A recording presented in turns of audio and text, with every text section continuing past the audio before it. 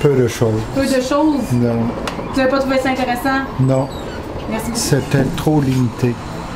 Vous auriez aimé ça les entendre plus longtemps? Oui. Vraiment un débat là, plus articulé. Ben pour moi, c'est pas nécessairement des positions qui sont nouvelles. J'hésite encore pour qui je vais voter. Fait que là, je suis venue un peu pour voir si ça allait m'aider à choisir.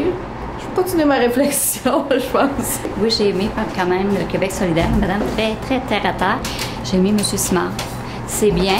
C'est sûr que M. Morin, par rapport aux ambulances laitudes, ça fait 14 ans que je siège sur CA des ambulances laitudes. Ça fait 6 ans qu'il nous dit toujours la même chose. Et c'est encore une de ses nombreuses menteries.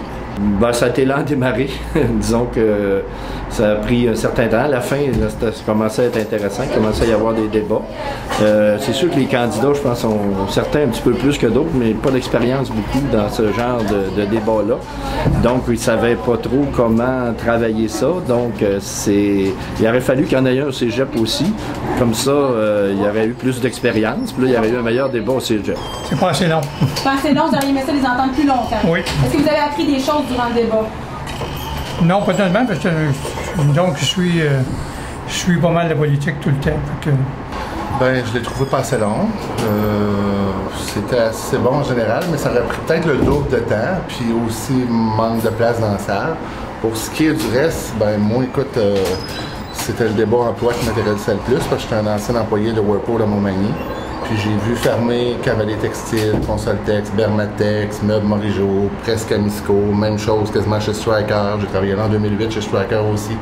Puis là, je me disais, à un moment donné, c'est bien beau créer de l'emploi, mais quand tu as près de 2500 emplois perdus dans Montmagny et dans l'Îlet, dans l'espace de 9 ans, je me dis, écoute, moi je pense que les preuves que le candidat libéral avait m'apporter sont faites, je pense que ça prend du changement. Ça ne peut plus continuer comme ça. Là. Ça s'est bien déroulé. On a donné la chance à tout le monde de s'exprimer, quoique on n'a pas été sur le fond.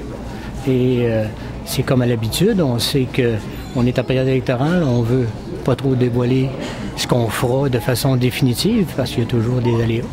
Ah, c'est formidable. On trouve un très bon débat. Là. Mon candidat, M. Morin, a commencé peut-être un peu tranquillement, il était nerveux au début. Et plus ça allait, plus qu'il livrait une bonne performance. Surtout à la fin sur la santé, c'était excellent. Là. Les journalistes veulent avoir du débat un peu plus. Je pense qu'il y a un bon débat vers la fin. Là. Passablement déçu. Je m'attendais à une baisse vraiment de l'ensemble des candidats.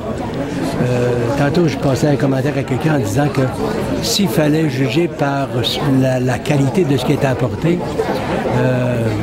on n'aurait pas, dans au moins 3 cas sur 4, on aurait une très faible, une très mauvaise représentation au gouvernement l'année prochaine, en tout cas, à partir du 4 septembre. Ça, c'est mon opinion.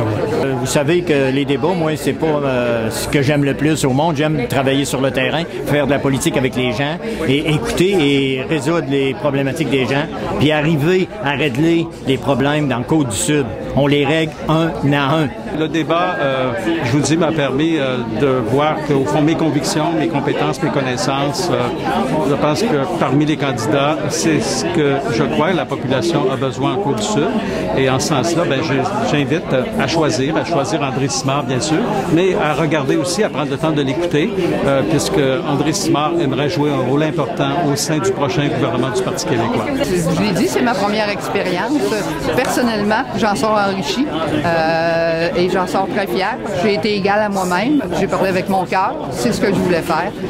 Je suis pas une femme de tête, je suis une femme de cœur. C'est toujours difficile un petit peu. Hein?